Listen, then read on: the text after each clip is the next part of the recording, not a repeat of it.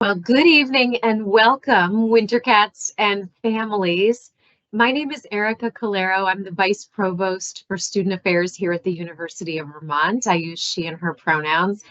I've been at UVM for quite a long time, since 2007. I'm joined this evening by my colleague, Charles Holmes-Hope, who's the Director of Residential Life and who you'll be hearing from in a little bit. But I wanted to get us kicked off for this evening. I've been really looking forward to the opportunity to greet you and welcome you as you prepare for your next adventure, which is going to be at the University of Vermont. Without question, one of the best parts of what we get to do at UVM is facilitate the growth and the development of the incredible students who come here. And over time, we've observed that much of what helps students transition and adjust and thrive is set into motion, often very intentionally, prior to arriving, and often with the support and the engagement of families. So we very intentionally include parents and caregivers in our outreach and create content to help support a family approach to navigating the experience. So again, thanks to all for tuning in. This evening, we're going to start with a few slides on becoming part of the UVM community, advice, resources for you all to make a smooth transition, whether it's your first semester in college or whether you're making a big change from one college or university to UVM. At the halfway mark, we will jump over to Charles Holmes-Hope, our Director of Residential Life, to talk about the on-campus experience for those students who will be living on campus. Couple of housekeeping items to get us started. As we move closer to move-in, it's important that you complete all of the necessary items on your new student checklist. Families, I would recommend checking in with your student about their progress to see if they're, finding any of the items difficult, if they're stuck on anything, or if they have any questions. We did recently add a series of learning modules through a platform called Vector that are about a variety of topics that incoming students must complete. These sort of set the baseline for our community standards and expectations. They're really important. I also want to invite folks to take screenshots throughout the presentation that we have planned, certainly to take notes. We are recording this session and we'll make a recording available in the coming days, and we'll add it to the orientation website. Some listening in this evening are first-year students. Others joining are doing so following a pause in their studies. Others are transferring. I want to just take a moment and invite you to take a breath to, as we reflect on the successes and the challenges that students have experienced and faced in recent years. We know that the years leading up to this point in time have been really impacted by the pandemic. And while we don't experience, for the most part, the pandemic in the abrupt and disorienting ways that we did in the earlier phase of the pandemic, we did all go through this experience. And for students, remote learning, hybrid learning, masking, physical distancing, these are things that are part of our lived experience, and that for some of us have I think impacted the way that we think about joining communities and that we think about interacting in community spaces. And for that reason, I do like to name that. I want to give you a bit of an overview, in a basic way, with this broad question: what is student affairs? Student affairs is a significant part of UVM's operations. It's made up of a number of different areas that you can see outlined on the slide that I'm showing. But our work extends past our offices and into every area of the student experience. In student affairs, our guiding principles are healthy, engaged, and successful. And to advance these principles into the lived reality of every student on campus, we partner with many, many areas across the university, from your colleges and schools, like the places where your majors and minors are located, to athletics and campus rec, to the Career Center, to our academic support areas, clubs and organizations, really across campus.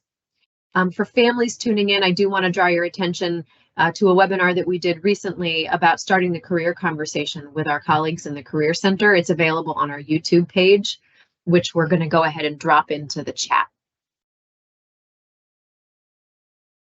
I want to turn our attention now to the success skill set that we think about cultivating for, again, each and every student and for our community. We know that everybody's life experiences and skill sets coming into college will vary, and that all students, all people with time and with lived experience will see those skill sets develop. What we have seen is that students who create a strong overlap, like a really significant overlap between their academic lives and their social and other areas of life, are happier and more successful. And this is actually not just an observation, it's underpinned by, at this point, decades of research. It guides us to create as much opportunity as we can in that overlapping space. And there are, as you would expect then, a large number of opportunities at the University of Vermont for students to choose from that will create and expand this overlap and provide opportunities to build the skills that you're looking at here, academic, social, and sort of an emotional skill set as well. As your skills develop, as they evolve, so does your sense of maturity. You've observed this over the course of your lives, or families, you've observed this over the course of your student's life to date. And we will be observing it over the next couple of years. I want to name really specifically that becoming uncomfortable with or aware of and able to work through that discomfort matters a lot. And these are probably ideas that aren't new to you, but it is, I think, important to situate them in the context of coming to UVM. I'm going to focus first on the academic skill set. So in terms of your academic experience, a couple of important pieces, a couple of important parts of the college experience, and this first one I can't emphasize enough. You need to attend classes regularly. It's okay if you're not wearing your best outfit. Sweatpants are better than missing an important lecture. I've known a lot of students over the years who have even done the math on how much it costs in terms of their, their tuition to take a nap instead of going to a class. Attend classes. You're going to need to study more than in high school. Many of you already know this if you're transferring. For those who are new students, starting your first year of college at this point, this is something you've heard. It's something you've probably talked about with friends and others. I think that some students face difficulty in their first semester because the academic rigor has really been stepped up a couple of notches, and that sense of personal responsibility and accountability. Don't worry, you won't be alone in this feeling. In fact, right now on campus, we are right in the middle of finals week, and we hear it from students all the time about classes and studying and and exams. I'm going to talk about resources available to support academic success in a moment. Important to name, if you have a question, raise your hand, like literally raise your hand in the classroom, or figuratively if you're on Teams, or also, office hours and your advisor and a range of academic supports. Make yourself known before you are feeling distress in the academic realm. Faculty are here. They have chosen to be here because they want to support your growth and development intellectually, but they also really enjoy the sense of community that they're able to create in the academic space. I promise you, you will find that the people at UVM are always ready to answer your questions. And then another important piece, monitor your grades. As they say, knowledge is power. Knowing how you're doing throughout the semester can really help you, avoid anxiousness or anxiety around your academic performance by just keeping tabs on how things are going for you, and our learning platform, but then certainly also the faculty in each and every class can help you make sure that you always know how you're doing. Sometimes you get a grade lower than what you're used to. You are resilient, and the faculty and academic supports on campus can help you. And so I'll just say again, don't wait until you're in a place of distress to step forward. you know, raise your hand and ask for the help that you need. I'll say a lot of students who are A students are A students because they asked for that kind of help. So don't delay getting that help. Don't let them, a sense of, I don't know, embarrassment keep you from getting the help that you deserve.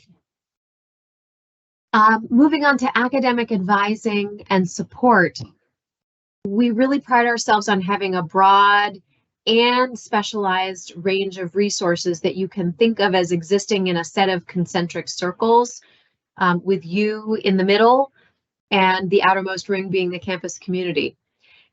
And then in the space between, we've got all of these, pieces that you're looking at right now, opportunities that support you at different times. Even very successful high school students are supposed to need some of these supports in college. We are supposed to be stretching beyond what is comfortable, what you've already experienced. And so it would frankly surprise me as a longtime participant in just these kinds of supports and services to see anybody graduate without accessing these at some point in time or at many points in time. Every student can and should and deserves to access this kind of support to really maximize and optimize what you are learning. They are targeted and tailored to what we know to be important and what we know to be in demand. We have professional and peer tutoring. We have incredible library staff, an undergraduate writing center, ADA accommodations, and a very robust program of advising with people who, again, have made the choice to really dedicate themselves professionally to your success. They derive an incredible amount of satisfaction knowing that they're facilitating your success and your advancement. So take advantage of that resource. On to social skills. If there were a way to kind of sum up social skills development and the kinds of things that help you be successful in college, it would be lean in. But I won't stop there. Let's talk about the first, couple of weeks. Well, actually, I'll do that in a few minutes, but I do want to share some of the behaviors here that really do help you build strong social skills and resilience. Again, when problems or concerns arise, or when you anticipate that something is on the horizon, seek assistance. And this includes for yourself as well as people around you. We have a campus ethos of really speaking up on behalf of ourselves and other people. And so really raise your hand, metaphorically and literally, to provide that sense of community care, as well as to give yourself the support that you need. Managing time appropriately, this is huge. It's something that you'll continue to learn beyond your years in college, and any honest person that you might ask, probably at any stage in life, will tell you that it's something that, that sometimes we're more attentive to and sometimes we're less attentive to. I sometimes think of myself as a procrastinator, and other times I think of myself as really on top of how I'm spending my time. But it's something that you do need to be, I would say, attentive to, feeling free to experiment with different ways of managing your time and budgeting your time. It's an area of focus unto its own, but it does require active attention. Conflict. I'm one of those people who I tend to think of conflict as encounter rather than something that is to be avoided. By working through conflicts that come up, understanding your own boundaries and sticking to them, but being open to learning about other people's boundaries, really openly communicating your needs. These are some of the constructive ways that we can encounter conflict and work through it. There are a variety of people who are in different roles and who have different tools that they can share with you. Communication is so incredibly important. You heard me say boundaries and communicating needs. Really becoming clear about what your needs are and how you can articulate those and share them with people you're living with, or who you're, maybe doing group projects with, others around you. Being open and honest is part of your journey. And then finally, making good decisions about your health. This is something that, if we're talking about sleep, if we're talking about substances, if we're talking about movement and sort of planning your day or your week or your life to make sure you're able to move in the direction of your goals, often that has to do with the decisions you're making about your health, how you're fueling your body, the simple act of hydration, right?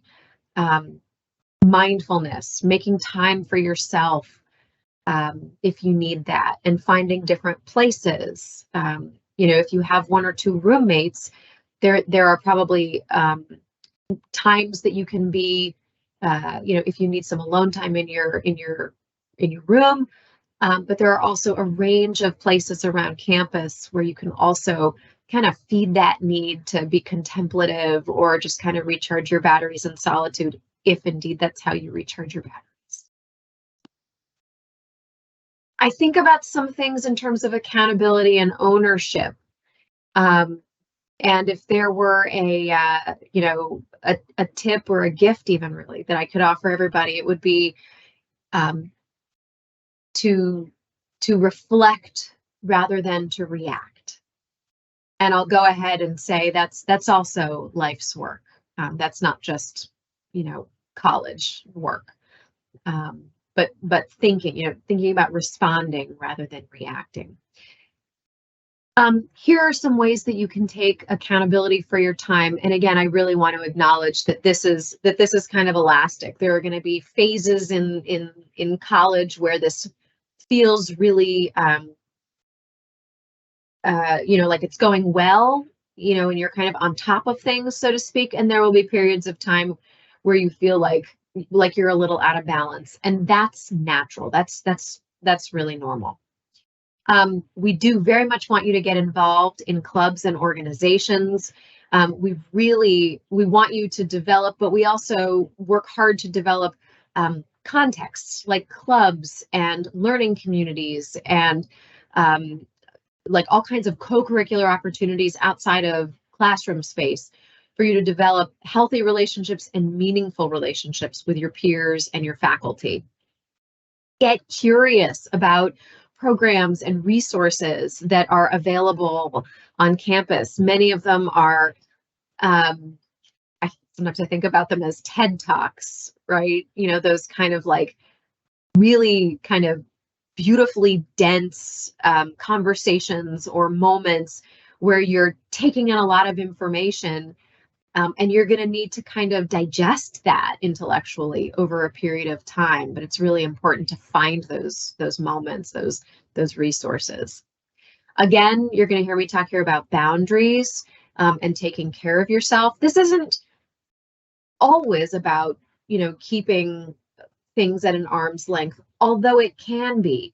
More often, when I talk about boundaries, I'm talking about being clear with yourself about what's in bounds for you versus what's out of bounds for you. And there are probably things that if you were to sit down and sort of do a mental inventory, you might very easily think about some things that are out of bounds for you. I think that's a useful exercise, actually. Why? Well, partly because then when you encounter those things, you don't have to go through a decision-making process. You've already decided what's out of bounds in terms of unhealthy relationships, in terms of unhealthy choices and decisions. There's just less to debate if you've been very clear with yourself about what's out of bounds. And likewise, what is in bounds? I mentioned sleep, so I'll run with that. And actually, at the end of the semester, it's so relevant. What's in bounds? Protecting the way that you rest. And again, people have a range of approaches to this, and there's some ebb and flow over time. But what am I going to really keep, central to how I run my life? It might be movement, it might be nutrition, it might be rest, it might be making absolutely sure that you have time for social engagement, time with friends. It might be being absolutely clear that you always make, time for yourself, an hour on, whatever, a weekend day to map out the week that's ahead of you. You get the idea. You can do an inventory for yourself of the things that are really top tier that you need to prioritize. I would say too, and this is a really, this wasn't the case when I was in college, and for some parents and caregivers, it may not have been, or it may have been started. But taking time each day to practice some form of mindfulness or attention to what's around you, or attention to what's within you. This can be as little as identifying moments. It can be savoring food. It can be noticing something in the natural world. It can be paying attention to your breath. It can just be sitting in silence. And there's a variety of apps and so forth that can support you, or you may have a practice of your own. It can also be something that you spend a lot of time on and really, really engage in a deep practice around.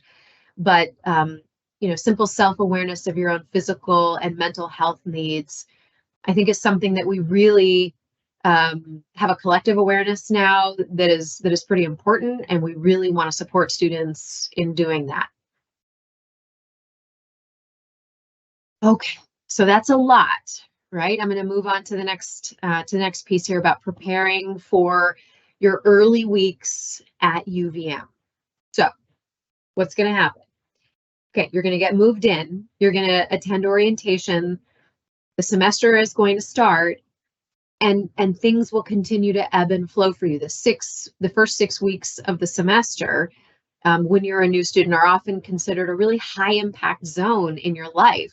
And in particular for students who are in their first year of college, but really that first 6 weeks of the semester is a big deal. So there is something that is incredibly important for you to know. If you take away nothing else from this evening, we are here for you. We are ready for you. We are thrilled that you've chosen to start this next chapter of your life with us. And I want you to know and really, really take away from this evening that there are many people here who are ready to support you and to support your needs in partnership with you. Couple of helpful reminders here. Transitions are a big deal. You're going to have, when I say ebb and flow, I think when you're new at an institution, that ebb and flow, that can be bigger. Like the good is really good and the bad, kind of really hits. And so, what does that mean? It means that you need to be prepared to continue to put yourself out there and be honest with yourself about the work you're doing. All those things that I said earlier about, accessing resources, telling people how you're doing, speaking up before things get too tricky, joining clubs and organizations, really looking across the landscape, or as we like to think of it, across the ecosystem of our campus, really doing that work. These are incredibly important pieces. And then, the learning zone. This is so interesting, right? Like, we're all familiar with the notion of a comfort zone. And of course, if we get what we want all the time, that is really comfortable, isn't it? But it's also a place where there's not a lot of growth and development. So while it feels good to be comfortable, it's not why we go to college. A university campus, especially one as dynamic and with such a range of opportunities as ours is, we kind of want to encourage you to be a little uncomfortable sometimes, because it's in that learning zone where you're going to grow, where you're going to learn about who you are, or continue to learn about who you are. It's going to be that place where you encounter and approach challenge, maybe deal with some adversity, maybe learn a little bit more about compromise, maybe learn about giving others grace, maybe learn about holding your ground in the face of being asked not to. So all kinds of learning happens just outside and a little farther outside the comfort zone. Think about the skills that you have acquired but are still building: negotiation, compromise, communicating your boundaries, communicating in general, collaborating. These can all really be served by living together in an academic community. For those who are going to be living on campus, we have singles, doubles, and triples.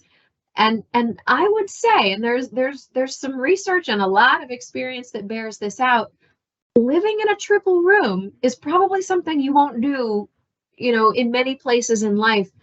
But if you are lucky enough to be in a triple, I'm going to flip this notion of the forced triple, which by the way is not a thing.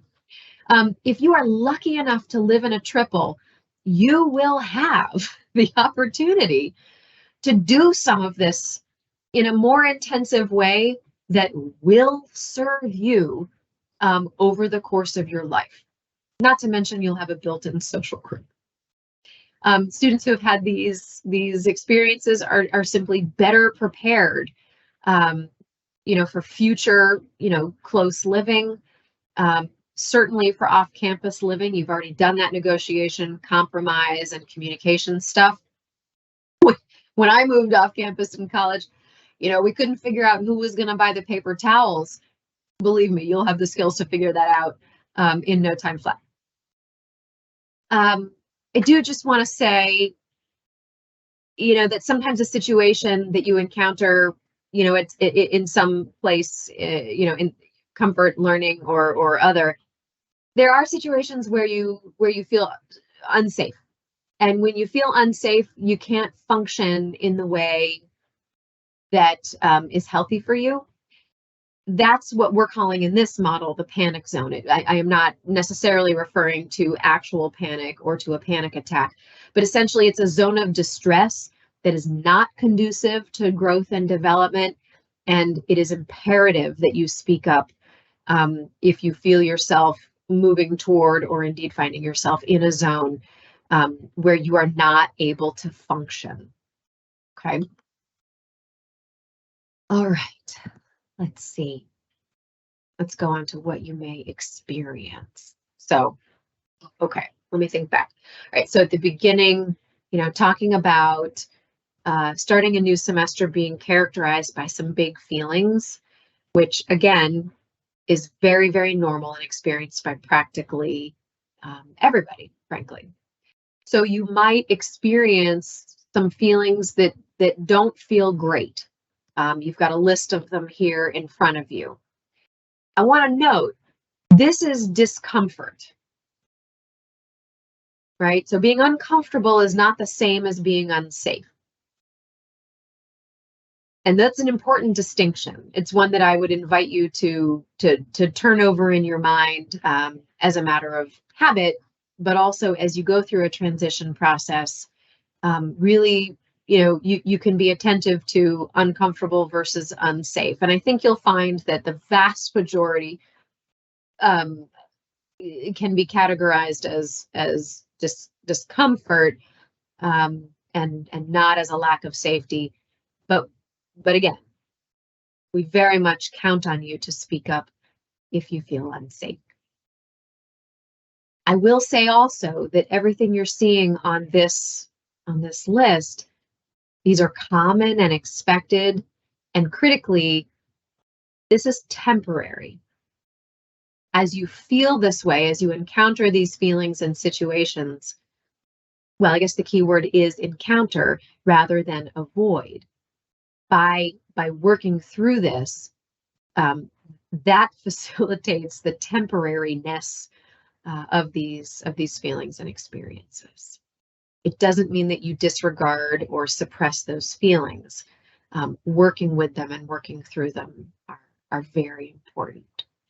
The other piece I would add is that if you're feeling these things in ways that feel unmanageable or that feel severe, your RA, your friends, your faculty, your advisors, our care team, and really, frankly, everybody who works at the university. I mean, our campus is stacked to the rafters with people who are ready to help. Many of them in formal roles where that's part of what they do.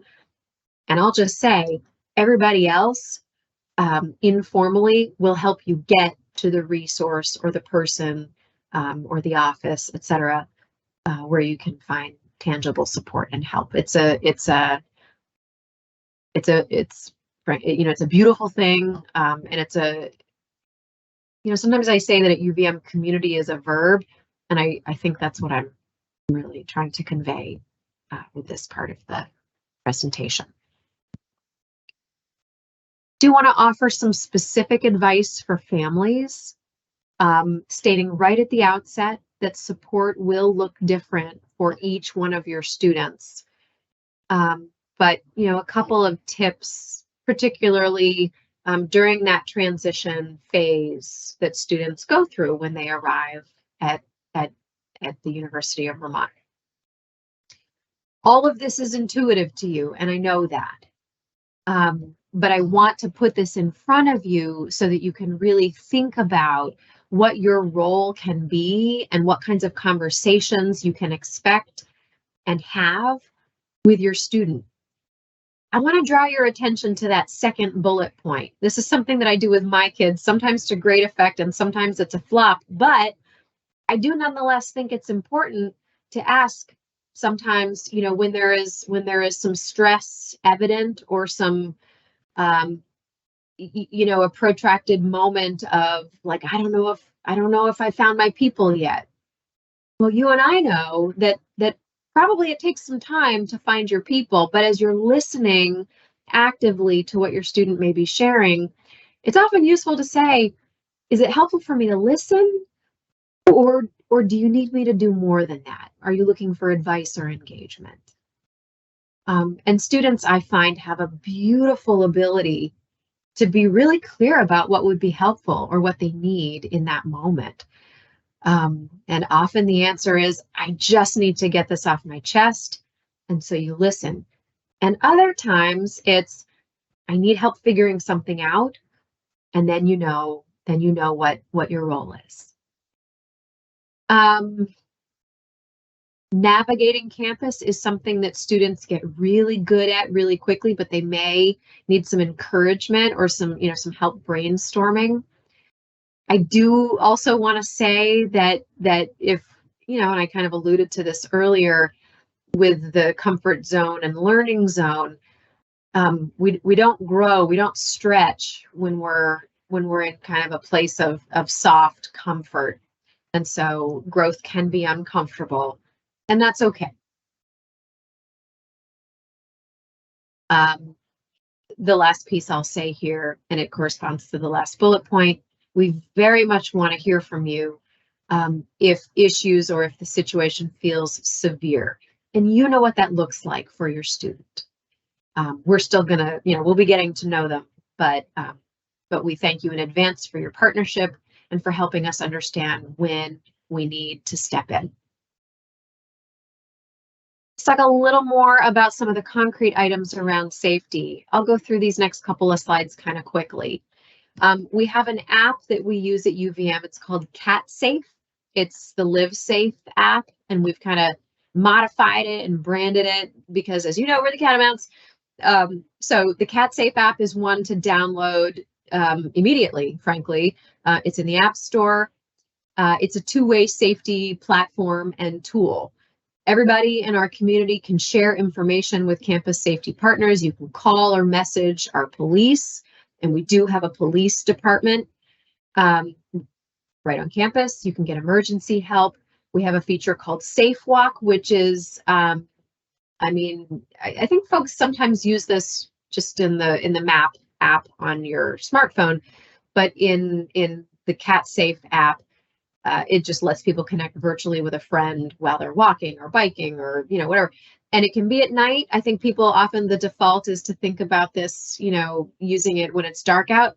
I would say, and I've done this before, like I start a safe walk when I'm just walking across campus to a meeting, just so people, so colleagues can see when I'm getting close.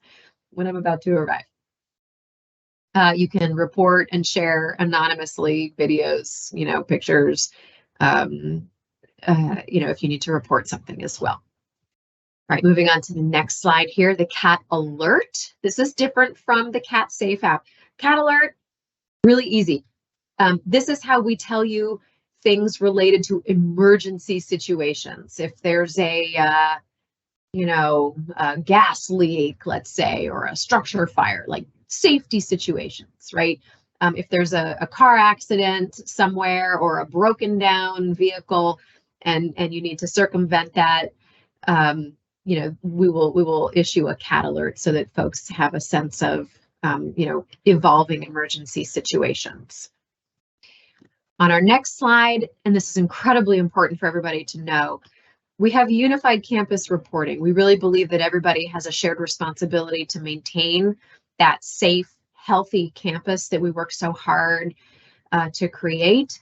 So we've got a single location where everybody can submit, a range of different kinds of reports, but the point is that it's unified. You don't have to hunt and peck all over, web space and app space. So at uvm.edu/report, you can submit a care form, a bias, discrimination, or harassment report, ADA or academic integrity complaints, and many more. Okay, so we want people to report. We know that people are not reporting just to sort of, in air quotes here, get someone in trouble, although accountability is important. We addressed issues as quickly and at the earliest possible opportunity. We would like to intervene early. It helps us prevent harm and repair harm. Okay, that's a lot of talking from me, so I'm going to pause here. And before we switch over to Charles Holmes-Hope in residential life, I want to just invite folks to share any questions that you may have at this point in time. So what we're going to do is ask Charles Holmes-Hope, our Director of Residential Life, to take it from here. And then when Charles has finished, we'll do more Q&A related to the residential experience. And we'll say, for folks who are not going to be living on campus, you're welcome to stay and listen in. You may have questions arise related to, whether it's broader housing or other elements of life at UVM. So you're welcome to stick around. But I'd like to turn it over now to Charles. Thanks, Erica, and good evening, everyone. As Erica mentioned, my name is Charles Holmes-Hope, and I serve as the Director of Residential Life at the university. I would also like to take a time to say welcome to each of you as you join our amazing Catamounts family. What a great time to be a part of this community. We are very excited to welcome you as our Winter Cat students, and with the new year almost here, we are very busy planning and preparing for your arrival here at UVM. We can't wait to have you on campus. I'm here this evening to talk a little more about the Res Ed experience, our policies, and the work that we do in campus housing, and helping to amplify and support the community within our halls here at UVM. Now the journey begins. Aside from orientation and in the first few days of classes, you're going to be adjusting to a new room, a new schedule, a new experience, a new community, and new students here at the university. And our top priority here at UVM in campus housing is to acclimate you into this wonderful community that we call UVM. College life is a constant process of learning. And that learning happens everywhere throughout the university. Not only in the classroom, but some of our biggest life lessons, such as how to manage and deal with conflict, as Erica mentioned moments ago, how to negotiate through conflict, and how to turn failures into success. This is a part of the residential student experience. This is growth. and growth is good, and this is where you belong at UVM. We help to facilitate this growth through a number of activities, such as our RAs hold floor meetings throughout the school year to engage our students in programs that really inspire the community to come together. Activities that are planned throughout our learning communities, and there are 9 on campus, and they engage our students again throughout the academic year in their actual learning communities. And through a wide range of programs that we offer to our students to engage our students so that they find connection and a sense of belonging here at UVM. In our res halls, we have specific teams that are staff that lead this work. For an example, our residential unit, they are in the halls to support each of you and your transition to UVM, and they build community each and every day. To provide a little bit of context, here is a visual to showcase our talented staff roles. From our Associate Director, Panini Geraldo, to our Assistant Directors, our Area Coordinators, our Resident Directors, our Assistant Resident Directors, and our more than 130 Resident Advisors, or we call them RAs. They are on your floors and live in your communities. Our RAs play a critical role in actively fostering an inclusive, safe, and healthy environment here at UVM, which allows our students to be able to call UVM their home, their community. RAs work to build intentional connections. They repair the harm within a diverse, inclusive community when it occurs, and they help to create an environment that supports the academic and personal enterprise of this amazing community that we call UVM. They are the first point of contact of response in critical moments and can help direct your student throughout the school year. RAs are not security guards or medical professionals. They are communicators. They are community builders and peer leaders. We always have multiple people on call 24/7 throughout the academic year, including up to myself. These numbers are posted throughout the resident halls for your students to take advantage of. However, if you do not see the right number, police services can always be contacted to help your student find the right place. So stay up to date with our community through our social media and our email reminders that we send out throughout the school year. Our RAs also create community group and chats more easily to engage our students throughout the school year. We encourage them to participate and ask questions that supports the community where our students live. We have critical protocols in place that support the safety and retention of our students. Many of our protocols and terms and conditions are available through our Res Life website that you can find online. Our protocols are supported through campus resources and partners. If we cannot fix it, then we more than know who likely can fix it for us. Another common question that comes up during this time of the year is cleaning. Our custodial services regularly cleans lounges, the halls, and public restrooms in our communities. However, you are responsible for cleaning your own room, and if you have access to a private bathroom, you're required to clean those spaces as well. Laundry is free, and I'm super excited to share with you that last week I made a major announcement to our more than 6,000 students that live on that we will be installing brand new washers and dryers that are state of the art in all of our 43 res halls throughout campus that will be in place when you arrive in January. We cannot wait. Be sure to complete your room and condition report when you check in. Damages to university properties is billed at the end of the school year. Room inspections do take place during the school year to ensure the health and safety of all residents in our communities. Please read your terms and conditions on our website that's found here. By December 15th, complete your housing and meal plan contract and be sure to sign it and submit it. On January 5th, notifications of your learning community placement, room assignment, and roommates information will be sent to you.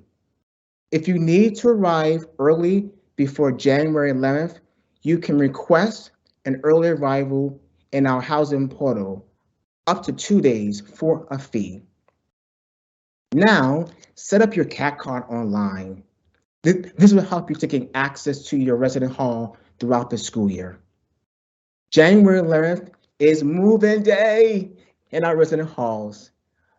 Follow the signs on campus to your hall during check-in to get your keys at the front desk to move in with carts that will be available in our halls.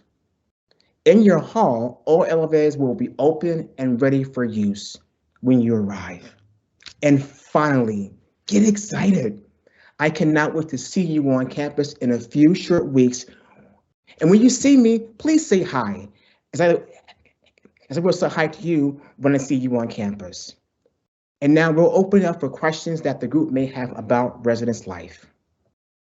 Charles, we have a question here about housing assignments. So I'm going to read the question and ask you to give us an answer. The question is this: will housing assignments for transfer students happen in time to enter the parking lottery? The parking drawing is January 4th. Unfortunately, I don't have that information. I would encourage the individual to contact Parkin. I do know that we had the same question early on in August. And from what I understand, the spots are assigned prior to moving it in August, but I don't quite have the full detail. I would encourage them to contact Parkin for that information. Okay, great. Another question, and Charles, I think this one is going to be good for you and for me, but I'll ask you first. What is fun and exciting? And I'm just going to expand this to say, what's fun and exciting to do at the beginning of the spring semester? Oh my God, there's so many things. I know. So I would encourage our students who are coming to UVM, get to know your RA.